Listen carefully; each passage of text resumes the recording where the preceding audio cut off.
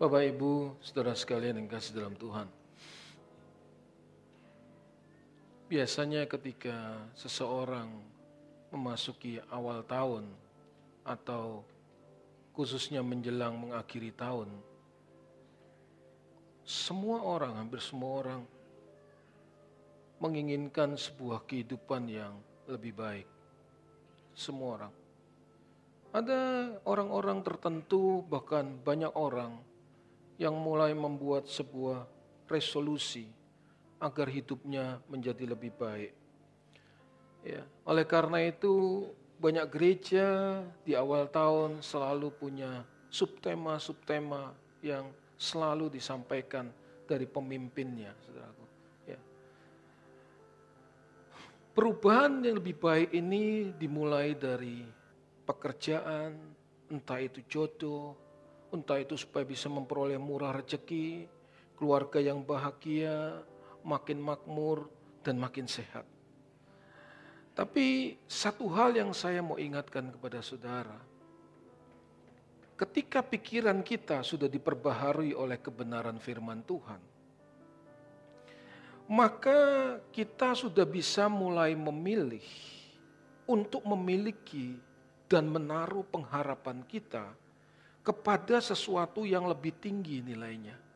Bukan cuma sekedar hal-hal yang bersifat fana di dunia ini. Semua yang diharapkan dan diinginkan banyak orang seringkali adalah hal-hal yang bersifat fana. Tolong dong, Bu. Semua yang diharapkan, tolong dong. Semua yang diharapkan dan diinginkan oleh banyak orang seringkali, yuk lihat saya aja, seringkali itu hanya berhubungan dengan sebuah kehidupan yang fana. Tetapi kalau pikiran kita sudah diperbaharui oleh kebenaran Tuhan, maka kita akan memiliki pengharapan atau menaruh pengharapan kita kepada sesuatu yang lebih tinggi nilainya. Amin. Amin. Sesuatu yang lebih tinggi nilainya itu bukan cuma sekedar diarahkan kepada kehidupan yang lebih baik di dunia ini saja. Tapi sebuah kehidupan yang bersifat kekal yang akan kita bawa sampai di dunia yang akan datang. Katakan amin. Sesuatu yang lebih baik itu harus sampai kepada kehidupan di dunia yang akan datang. Nah, kehidupan yang lebih baik di dunia ini tidak otomatis membuat kita memperoleh kehidupan yang lebih baik di dunia yang akan datang. Betul? Halo? Sekali lagi saya ulangi, meraih kehidupan yang lebih baik di dunia ini tidak otomatis membuat kita bisa meraih kehidupan yang lebih baik di dunia yang akan datang, saudaraku. Nah, kalau kita harus berjuang untuk bisa memperoleh kehidupan yang lebih baik di dunia ini, maka kita harus menyadari bahwa untuk memperoleh kehidupan yang lebih baik di dunia yang akan datang pun, kita harus berjuang. Halo? Kehidupan yang lebih baik untuk di dunia ini, itu tidak mungkin otomatis kita bisa raih, Bapak Ibu. Halo? Saudara mengerti apa yang saya maksudkan? Halo? Ya. Kehidupan yang lebih baik di dunia ini tidak otomatis bisa kita raih. Harus diperjuangkan dengan segenap kekuatan kita. Apalagi kehidupan di dunia akan datang, saudaraku. Kita harus berjuang. Ironisnya banyak orang tidak pernah memperjuangkannya. Adalah sebuah kebodohan. Kalau orang berpikir otomatis akan memperoleh kehidupan lebih baik di dunia yang akan datang tanpa perjuangan. Tanpa perjuangan. Makanya hanya ketika pikiran diperbarui oleh kebenaran. Saya ulangi. Betapa luar biasanya saudaraku. Kebenaran yang saudara terima hari-hari yang lalu dan hari-hari yang akan datang. Hanya ketika pikiran kita diperbaharui oleh kebenaran, maka kita dapat memilih untuk menaruh pengharapan kita kepada sesuatu yang lebih bersifat kekal. Kepada sesuatu yang lebih bersifat kekal. Masalahnya banyak orang tidak pernah menyadarinya. Karena mereka berpikir bahwa kehidupan yang lebih baik di dunia akan datang itu otomatis diraihnya hanya ketika ia menjadi Kristen. Hanya menjadi Kristen otomatis diraihnya. Bahkan kalau mau jujur, kita mesti berkata kepada diri kita sendiri dan melihat diri kita. Banyak orang lebih takut tidak memiliki kehidupan yang lebih baik di dunia ini daripada kehidupan yang lebih baik di dunia akan datang. Betul? Halo? Banyak orang lebih takut tidak bisa memiliki kehidupan lebih baik di dunia ini daripada ia tidak bisa memiliki kehidupan yang lebih baik di dunia akan datang. Padahal sebaik apapun kehidupan yang bisa kita raih di dunia ini, semua akan kita tinggalkan. Atau bisa sewaktu-waktu meninggalkan kita. Hilang lenyap seperti sebuah fata morgana. Jadi kalau kita menyadari bahwa ada sebuah kehidupan yang lebih baik yang harus kita perjuangkan untuk kita bisa memperolehnya di dunia yang akan datang. Maka kita akan mempersiapkan diri sebaik mungkin agar bisa menerima kehidupan yang lebih baik itu. Hal ini saya berbicara bukan berarti saudara tidak boleh memiliki pengharapan untuk meraih kehidupan yang lebih baik di dunia ini. Saya cuma mau ingatkan kita harus berjuang. Saya ulangi, kita harus berjuang dan mempersiapkan diri sebaik mungkin agar kita bisa memiliki masa depan yang lebih baik. Amin. Agar kita memiliki masa depan yang lebih baik. Tetapi saya mau kasih tahu, tetapi lebih daripada perjuangan kita untuk meraih masa depan yang lebih baik di dunia ini, kita harus memperjuangkan sebuah kehidupan yang jauh lebih baik di dunia yang akan datang. Katakan amin. Kita harus berjuang. Kebenaran inilah yang akan mengisi hari-hari kita ke depan. Yang terus menjadi perenungan bagi kita. Untuk membangun hidup kita menjadi lebih baik di dunia yang akan datang.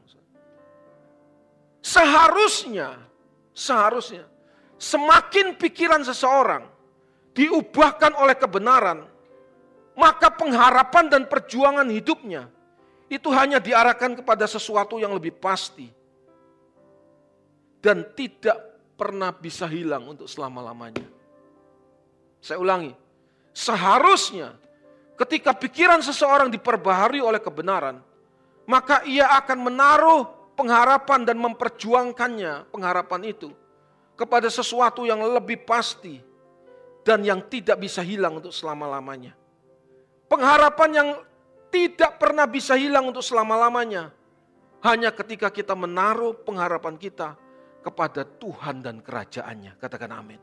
Kepada Tuhan dan kerajaannya. Maksud dari menaruh pengharapan kepada Tuhan dan kerajaannya adalah begini saudaraku.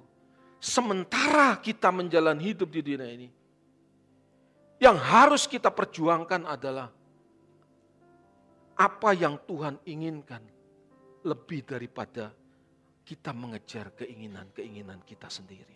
Katakan amin. Sekali lagi, menaruh pengharapan kepada Tuhan dan kerajaannya adalah sementara saudara dan saya menjalani hidup ini, kita harus lebih mengutamakan apa yang Tuhan inginkan daripada kita mengutamakan apa yang kita inginkan. Untuk sampai kepada titik ini enggak mudah. Bahkan saya mesti jujur berkata, seringkali saya gagal. Seringkali orang jatuh bangun. Itu pun kalau sudah mendengar kebenaran, mengetahui kebenaran. Bagaimana mungkin ia bisa terus memilih apa yang Tuhan inginkan lebih daripada yang ia inginkan.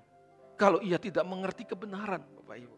Dia tidak mungkin bisa melakukannya. Sedangkan kita yang sudah mengerti kebenaran saja kita jatuh bangun untuk bisa melakukannya. Bahkan kita seringkali mesti jujur berkata kita lebih menuruti keinginan kita daripada keinginan Tuhan. Oleh karena itu tidak mau tidak mau, kita harus melatih diri kita. Mulai dari hal-hal yang kecil dan sederhana untuk memilih Tuhan daripada memilih apa yang kita inginkan. Hal yang kecil dan sederhana contohnya misalnya, kalau kita tahu berdoa secara pribadi dengan Tuhan, bertemu muka dengan Tuhan, adalah kebutuhan yang utama untuk kita bisa menangkap kasih perasaan Tuhan. Maka sesulit apapun, seletih apapun, secapek apapun, sengantuk apapun, kita akan memilih menghadap Tuhan lebih dahulu sebelum kita beristirahat sepanjang malam itu. Amin. Kalau kita tahu, kita harus menangkap isi hati Tuhan melalui firman-Nya, maka kita akan memberikan waktu yang terbaik untuk kita belajar kebenaran sebelum kita melakukan apapun. Sesulit apapun itu, seberat apapun. Kalau kita tahu bahwa mengatakan sesuatu yang benar itu adalah sebuah kemutlakan di hadapan Tuhan, maka kita akan berjuang untuk berkata ya di atas ya, tidak di atas tidak. Amin. Itu dari hal kecil-kecil. Belum dari hal yang lebih besar. Bagaimana mungkin kita bisa menang dalam hal yang lebih besar? Memilih melakukan kehendak Tuhan dalam hal yang lebih besar. Sementara kita tidak memilih untuk melakukan kehendak Tuhan dalam hal yang lebih kecil. Tidak mungkin. Jadi kita harus mulai melatih diri. Tidak lagi ada yang namanya bohong putih dan bohong hitam. Semua tetap bohong, saudaraku. Jadi kita harus mulai melatih diri kita, saudaraku. Kalau kita membangun hubungan dengan orang, kita harus melatih diri kita untuk membangun dalam kemurnian dan ketulusan. Halo? Betul?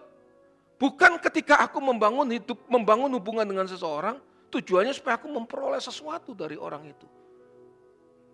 Itu tidak tulus. Bagaimana mungkin kita bisa lebih tulus dalam hal yang lebih besar? Kalau sementara ini itu saja kita belum menang, saudaraku. Makanya saya ingat Tuhan Yesus berkata, makananku adalah melakukan kehendak Bapa-Ku yang mengutus aku dan menyelesaikannya. Yohanes 4:34. Perhatikan kata-kata ini. Makananku adalah melakukan kehendak Bapa-Ku dan menyelesaikan pekerjaannya. Sebelum Yesus mengalami masa-masa yang sangat mengerikan di Taman Getsemani, dia sudah lebih dahulu mengatakan itu kepada murid-muridnya. Halo? Betul? Betul? Dia sudah mengatakan lebih dahulu. Dan saudara harus tahu, perkataan Tuhan, ajaran Tuhan, prinsip hidup Tuhan, atau teladan Tuhan, tetap harus diverifikasi. Tetap harus dibuktikan dengan langkah konkret. Dan itu dia harus nyatakan ketika dia harus memilih antara melakukan kehendak Bapaknya atau ingin melakukan kehendaknya sendiri. Dan itu dibuktikan di Taman Getsemani. Saudara tahu, yang dia buktikan, beliau yang mulia buktikan itu bukan sandiwara, saudara. Itu serius. Itu benar-benar dia perjuangkan dengan sungguh-sungguh. Bukan sandiwara. Ia memilih pada akhirnya kita ketahui bersama.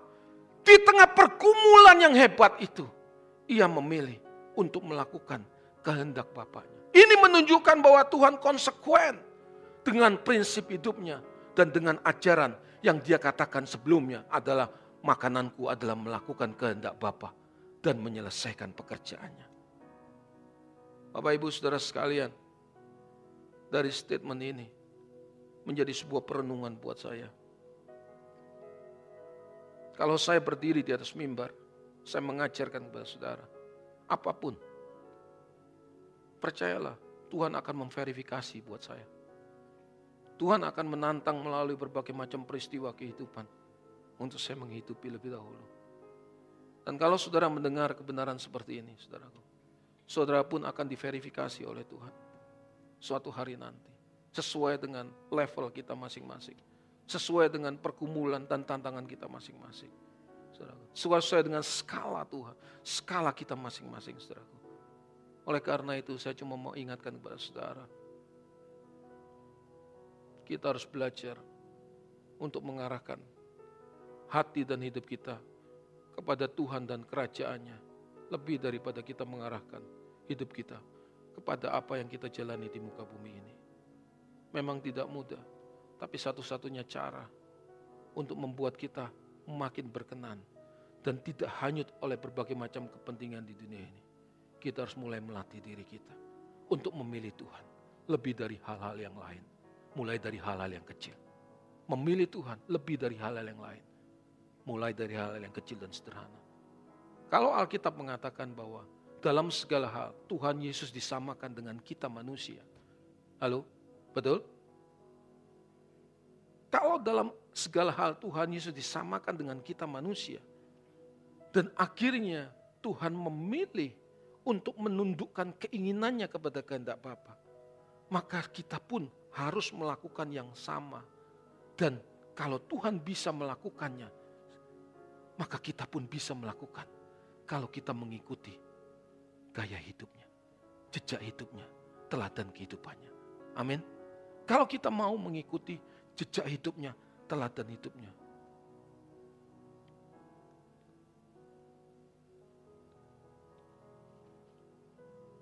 Bapak Ibu Saudara sekalian, kalau kita tahu bahwa kita untuk memiliki hidup yang lebih baik di dunia ini harus berjuang menundukkan keinginan-keinginan kita.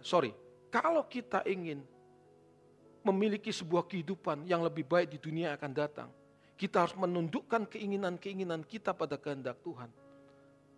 Dan satu-satunya cara untuk menundukkan keinginan kita pada kehendak Tuhan adalah belajar dari teladan hidup Tuhan Yesus. Maka saudaraku, kekristenan yang kita jalani ini cuma punya satu agenda. Yaitu apa? Berjuang menjadi seperti Tuhan Yesus. Berjuang menjadi seperti Tuhan Yesus. Saya ingat ada satu lagu. Lagu ini lagu lama. Tapi lagu ini luar biasa. Memberkati kita. Lagu ini memberkati kita luar biasa. Di mana lagu ini dikatakan begini. Iya, ku rindukan hanya Kau, Yesus. Nyatakan pribadimu dalam hidupku,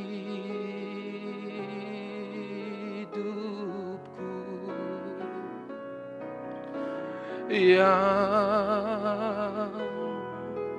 ku rindukan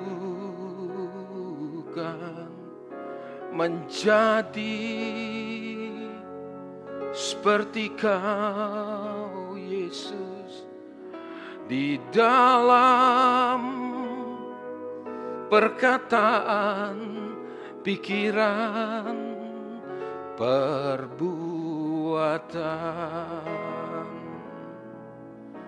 menjadi seperti Kau, Yesus, menjadi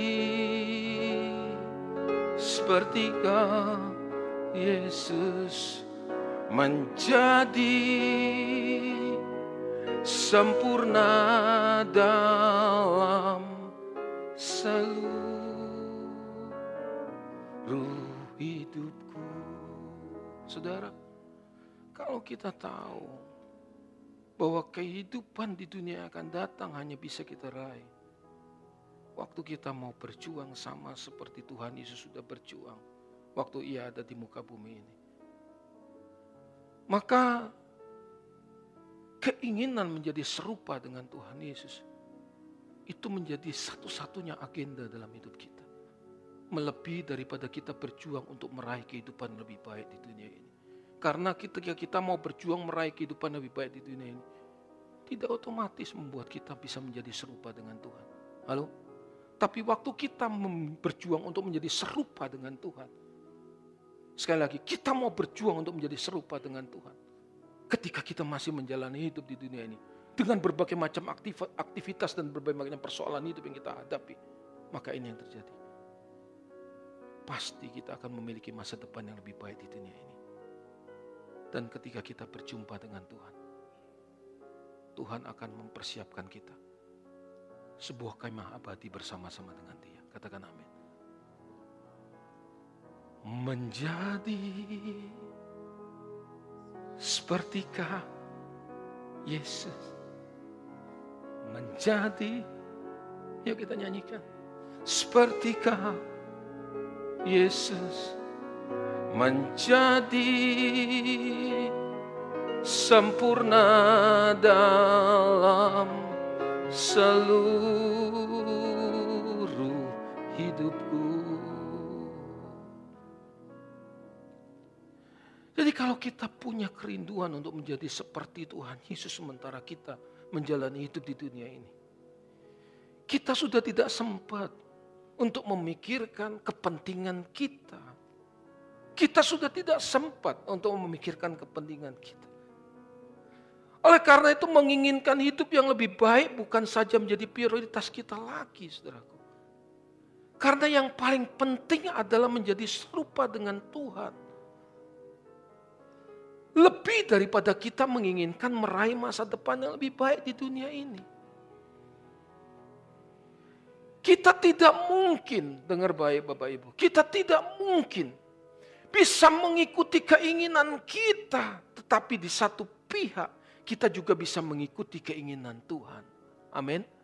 Amin. Enggak mungkin, kita pasti akan memilih keinginan kita. Jadi kita harus meruntuhkan seluruh keinginan kita, menaklukkan keinginan kita, saudaraku. Hanya kepada keinginan Tuhan. Itu maksudnya supaya kita bisa memilih sesuatu yang lebih tinggi nilainya, saudaraku. Daripada kita memilih sesuatu yang rendah, saudaraku. Yang pada akhirnya akan hilang untuk selama-lamanya. Bahkan sementara kita meraihnya pun bisa hilang sewaktu-waktu. Bapak Ibu Saudara sekalian, ketika kita terus-menerus hanyut mengejar sebuah kehidupan yang lebih baik di dunia ini, kita pasti akan mengutamakan untuk mengikuti keinginan kita daripada mengikuti kehendak Tuhan. Pasti. Seharusnya, dengar baik, orang-orang yang pikirannya diperbaharui oleh kebenaran Tuhan, ia akan berkata begini, saudara. Aku memang ingin memiliki kehidupan yang lebih baik di dunia ini. Tetapi kalau aku tahu bahwa semua yang aku kejar dan perjuangkan tidak seperti yang Tuhan inginkan, aku tidak akan memaksakan keinginanku. Karena aku lebih memilih Tuhan daripada lebih menuruti keinginanku. Katakan amin. Aku lebih memilih Tuhan daripada aku menuruti keinginanku. Kalau kita memiliki hubungan pribadi dengan Tuhan, dengar baik. Kalau kita memiliki hubungan pribadi yang intens dengan Tuhan, dan pikiran kita terus-menerus diperbaharui oleh kebenaran Tuhan, maka kita bisa mendeteksi apakah keinginan kita untuk meraih hidup yang lebih baik di dunia ini membuat kita makin dekat dengan Tuhan atau tidak. Saya ulangi sekali lagi. Kalau kita memiliki hubungan pribadi yang intens dengan Tuhan, dan pikiran kita terus-menerus diperbaharui oleh kebenaran Tuhan, maka sebenarnya kita sudah bisa mendeteksi, kita sudah bisa mengetahui apakah keinginan kita ini untuk meraih sebuah kehidupan yang lebih baik di dunia ini membuat kita makin dekat dengan Tuhan, atau bahkan justru membuat kita makin jauh dari Tuhan. Kita sudah bisa melihatnya sementara kita masih menjalani hidup di dunia ini. Dan hanya orang yang berjuang untuk melakukan kehendak Bapa, makanannya yang ia bisa mengerti dan menghayati kenyataan ini. Bapak Ibu Saudara sekalian, kalau saya menemukan kebenaran ini melewati sebuah perenungan, hal itu berarti saya ingin sampaikan sesuatu harta yang berharga yang tidak bisa dibayar dengan apapun. Melewati tahun kemarin sepanjang tahun 17, ada banyak pelajaran berharga yang saya bisa ambil waktu saya berjalan bersama dengan Tuhan. Yang Tuhan izinkan untuk saya alami dan saya renungkan dan saya evaluasi. Saya harus belajar melihat bahwa yang saya inginkan seringkali tidak sama dengan apa yang Tuhan inginkan. Ketika saya mulai memaksakan keinginan-keinginan saya, meskipun menurut anggapan saya, bahkan saya sudah belajar kebenaran itu rohani dan itu baik, saudara. Tetapi saya masih jujur berkata, belum tentu apa yang baik menurut keinginan saya itu baik menurut kehendak Tuhan. Amin. Apa yang menurut keinginan kita baik belum tentu baik di pandangan Tuhan. Jadi mau gak mau, saudaraku, kita harus belajar untuk menyesuaikan diri kita, berjalan supaya seirama dengan kehendak Tuhan, bukan memaksakan keinginan kita kepada Tuhan. Halo? Bukan memaksakan. Dengar baik. semakin kita memaksakan kehendak kita, semakin membuat kita kehilangan damai sejahtera. Halo? Tapi semakin kita mulai mengikuti apa yang Tuhan inginkan, meskipun kita mengalami tekanan dan masalah yang berat, ini yang terjadi. Semakin kita mulai bisa menyesuaikan diri dengan apa yang Tuhan inginkan. Halo? Semakin kita mudah lentur, saudara. Banyak orang patah di tengah jalan. Karena apa? Karena ia cenderung memaksakan kehendaknya kepada Tuhan. Saya ulangi sekali lagi.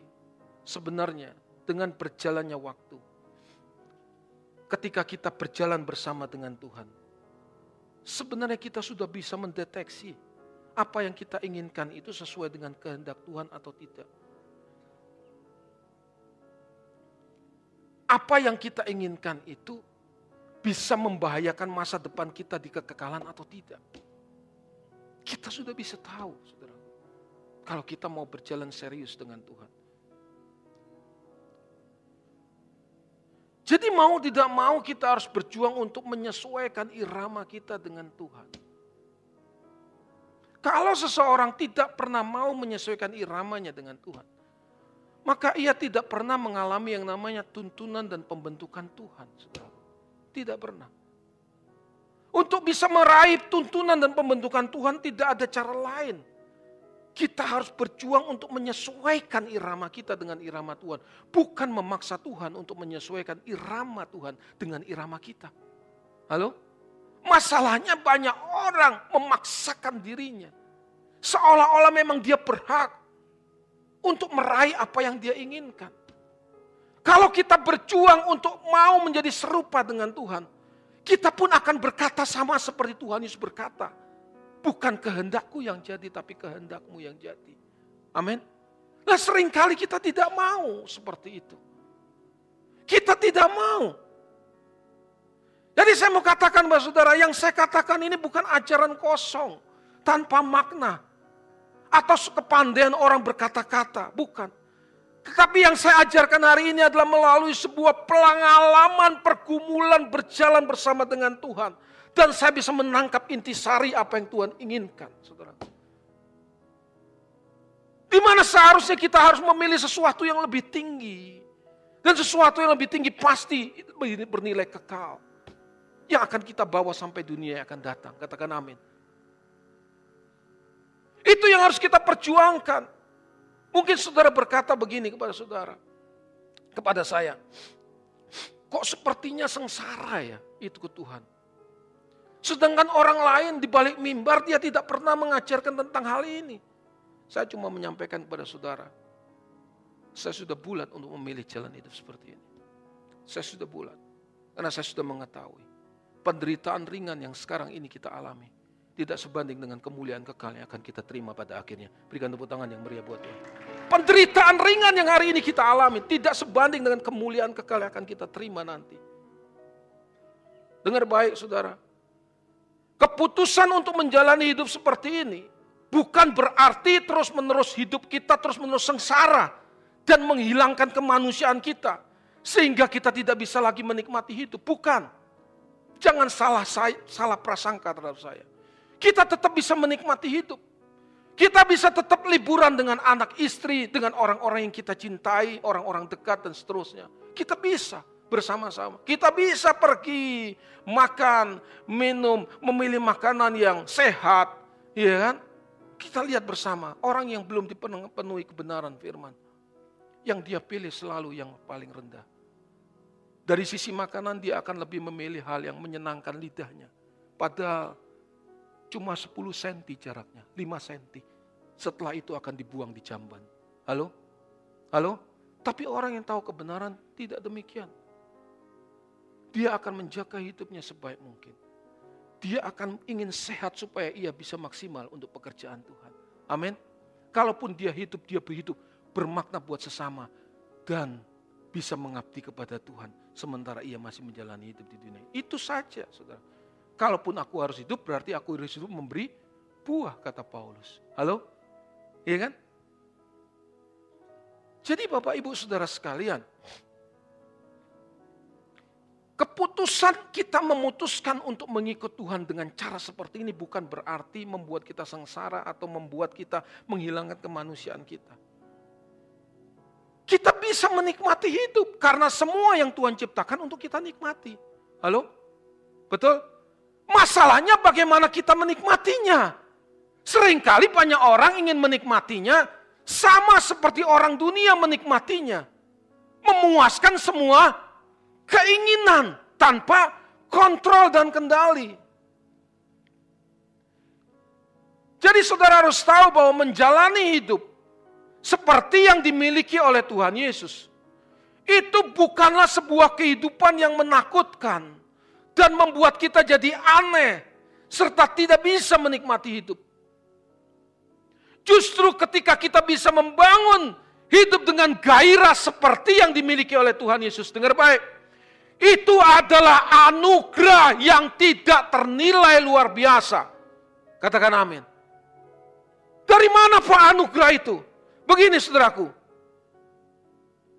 Karena waktu kita menjalani kehidupan seperti yang Tuhan Yesus jalani, sesungguhnya kita sedang mempersiapkan dan membangun masa depan kita di dunia yang akan datang. Itu menjadi lebih baik.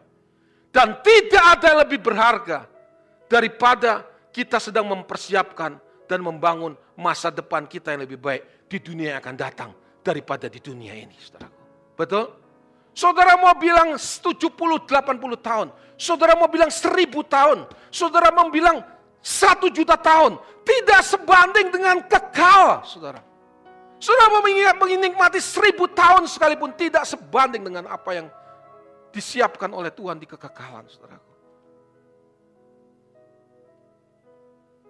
Inilah yang disebut anugerah. Inilah yang disebut bahwa Injil yang Tuhan sampaikan. Injil yang Tuhan sampaikan. Itu adalah kabar baik.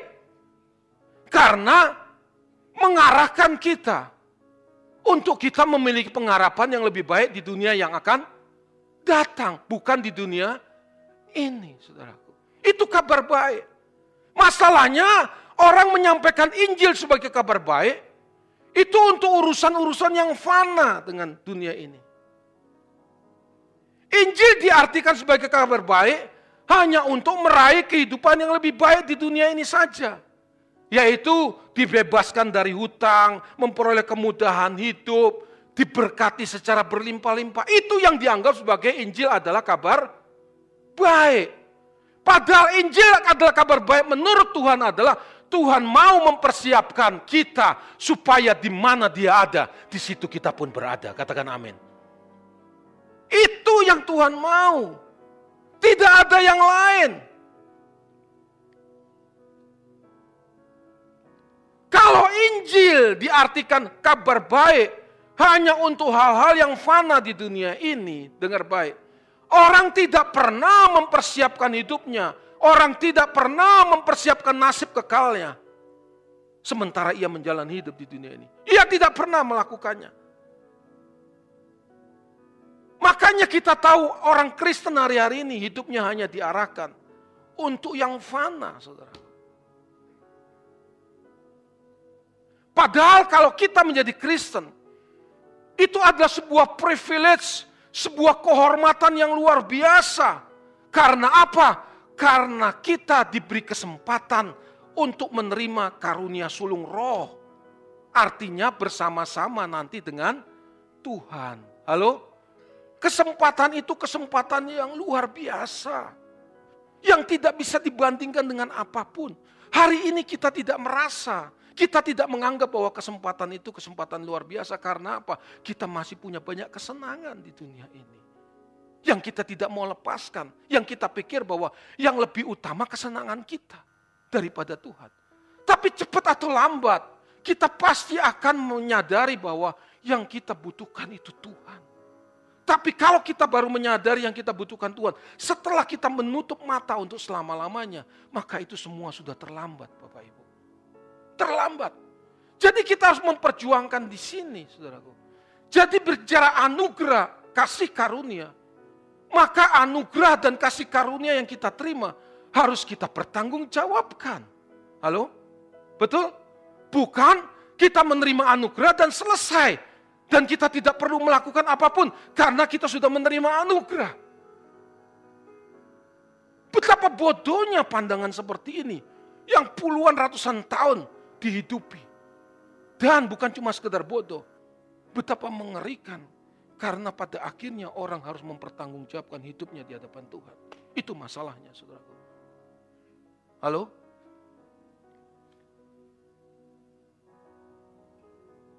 Anugerah itu diberikan dengan tujuan supaya kita bisa mempertanggungjawabkan anugerah. Bukan berarti waktu kita mempertanggungjawabkan anugerah itu anugerah menjadi turun nilainya. Bukan. Kita nggak pernah bisa meraih keselamatan. Karena keselamatan itu dikerjakan oleh Tuhan Yesus. Sesaleh apapun, kita nggak pernah bisa meraih keselamatan, saudaraku. Sesaleh apapun hidup yang kita jalani, kita tidak pernah bisa memperoleh keselamatan, saudaraku. Makanya keselamatan hanya ada di dalam Tuhan Yesus. Di bawah kolong langit ini tidak ada nama lain selain manusia boleh selamat selain di dalam nama Tuhan Yesus.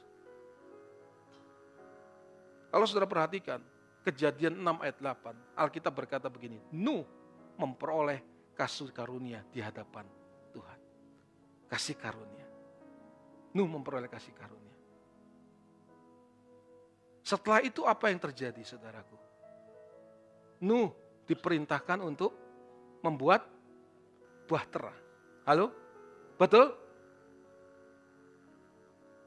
Nuh memperoleh kasih karunia di hadapan Tuhan. Setelah itu ayat selanjutnya, ia diperintahkan untuk membuat bahtera oleh Tuhan. Kalau ia tidak mempertanggungjawabkan kasih karunia yang dia terima, dengan membuat bahtera atau dengan mentaati perintah Tuhan sedetil-detilnya. Halo? Dia harus membuat bahtera seperti yang Tuhan inginkan, bukan membuat perahu. Halo? Betul enggak? Bukan buat perahu, tapi bahtera seperti yang Tuhan inginkan. Tuhan mau dia buat bahtera di atas bukit. Sementara orang makan minum, kawin dan mengawinkan, pesta pora, orang akan mencemooh Nuh. Ini orang gila, orang tidak waras. Bagaimana mungkin bahtera di atas bukit yang begitu tinggi diturunkan kalau sekarang masih bisa pakai katrol zaman dulu? Pernahkah saudara merenungkan? Melakukan seperti yang Tuhan inginkan tepat. Karena seluruh binatang harus masuk di dalamnya. Makanya dia harus membangun selama 100 tahun. Dan itu pun hanya dibangun dengan menantunya. Orang bangun rumah. Tipe 45 aja banyak orang, saudara. Halo? Ini cuma dengan menantunya bahtera, saudara. Yang memuat dia, anak, istri, dan menantunya. Dan seluruh binatang yang ada. Itu tidak mudah. Itulah yang disebut sebagai tanggung jawab. Halo? Itulah yang disebut sebagai tanggung jawab. Nah, seringkali orang melupakan tanggung jawab ketika ia menerima anugerah. Tahukah saudara, menjadi Kristen itu anugerah? Tidak semua orang bisa memperoleh seperti yang kita peroleh. Makanya Tuhan berkata, banyak orang benar dan para nabi ingin mendengar dan melihat apa yang kamu dengar dan kamu lihat. Tapi mereka tidak memperolehnya. Orang benar dan para nabi, artinya begini loh. Kalau kita hari ini ada, bisa menerima Tuhan, bukan berarti kita lebih benar dari mereka. Pasti mereka banyak yang lebih benar dari kita. Tapi kita bisa memeraihnya. Karena apa? Karena kita hidup di zaman Tuhan Yesus. Itu yang disebut sebagai kasih karunia. Karena apa? Hanya orang yang hidup di zaman Tuhan Yesus yang diberi kesempatan untuk bisa bersama-sama dengan Tuhan di keabadian. Halo? Kalau ia tidak hidup zaman Tuhan Yesus, tidak mungkin bisa bersama-sama menjadi anggota keluarga. Orang perjanjian lama hanya 4. Henok. Siapa lagi? Abraham, Musa, dan Elia. Yang memang dipilih oleh Tuhan. Tapi selebihnya dari itu, mereka tidak punya kesempatan seperti kita. Tapi kan kesempatan itu tidak otomatis kita bisa raih, saudara. Kita harus berjuang untuk melakukannya. Melakukannya dengan apa? Meresponi anugerah itu dengan tanggung jawab. Masalahnya banyak orang gak mau melakukan dengan tanggung jawab. Yesus sudah mati buat kita di atas kayu salib. Kita pasti punya masa depan yang cerah. Selalu hanya diarahkan untuk masa depan di dunia ini saja, saudara. Dia tidak pernah memperjuangkan untuk memilih masa depan yang di dunia akan datang. Saya selalu ulangi. Untuk meraih masa depan yang lebih baik di dunia ini saja orang harus berjuang. Halo? Betul? Bagaimana mungkin untuk meraih masa depan yang begitu mulia bersama dengan Tuhan, orang tidak mau memperjuangkannya sementara ia masih hidup di dunia ini. Betapa bodoh anggapan ini, saudaraku. Betapa beresikonya anggapan ini, saudara. Jadi satu-satunya kerinduan kita, satu-satunya keinginan kita, tidak ada cara lain waktu kita diperbaharui oleh kebenaran, kita mau berjuang untuk menjadi seperti yang Tuhan inginkan. Untuk menjadi seperti yang Tuhan inginkan tidak ada cara lain. Kita harus memilih mengikuti jejak hidup Tuhan Yesus. Ketika ada orang yang menganggap bahwa kalau dia punya masa depan yang lebih baik, dia punya 2 mobil. Dia punya 3 mobil. Punya 2 rumah. 3 rumah. Ada orang yang menganggap bahwa masa depan saya lebih baik cuma punya 1 rumah. Setiap orang relatif. Jadi kita harus mengerti apa yang Tuhan inginkan untuk kita melakukannya. Inilah yang disebut kita menghargai karunia sulung roh yang Tuhan sediakan bagi kita. Esau tidak menghargai karunia sulung yang dia terimanya. Hanya karena semangkok kacang merah. Hanya karena semangkok kacang merah. Esau justru menjual hak kesulungannya. Yang dia nikmati hanya sekedar jarak 5 cm, 10 cm. Setelah itu dia buang di jamban. Tetapi Alkitab berkata, ketika ia ingin meraih hak kesulungan lagi, ia tidak punya kesempatan untuk memperolehnya. Ia tidak punya kesempatan untuk memperolehnya. Apa yang terjadi dengan Esau sebenarnya menjadi refleksi buat kita. Seringkali kalau kita mau jujur berkata dan melihat diri kita sendiri, kita lebih banyak memilih apa yang menyenangkan diri kita daripada yang menyenangkan Tuhan. Sehingga melalui gaya hidup yang kita jalani tanpa kita sadari, kita tidak menghargai karunia sulung roh yang Tuhan berikan. Saya ulangi sekali lagi, melalui gaya hidup, mungkin dengan mulut kita menghargai engkau segalanya, engkau luar biasa, engkau satu-satunya milikku, aku mencintai engkau Tuhan. Tapi saudara, semua perkataan itu akan diverifikasi oleh Tuhan. Akan diverifikasi dan diuji oleh Tuhan. Apakah kita lebih memilih Tuhan dan menjadikan Tuhan segalanya atau tidak? Itu akan diuji melalui kehidupan kita. Saudara.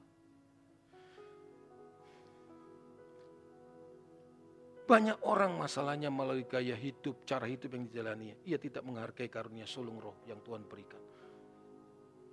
Tidak menghargai karunia sulung roh yang Tuhan berikan, saudaraku.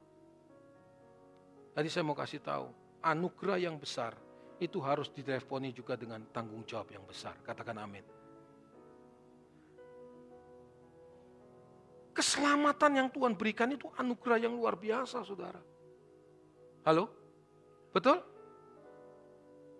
Bayangkan kita diberi kesempatan bersama dengan Tuhan. Jadi anugerah yang luar biasa itu harus kita responi. Dengan cara apa? Menjalankan kehidupan kita, mengerjakan keselamatan kita dengan takut dan gentar.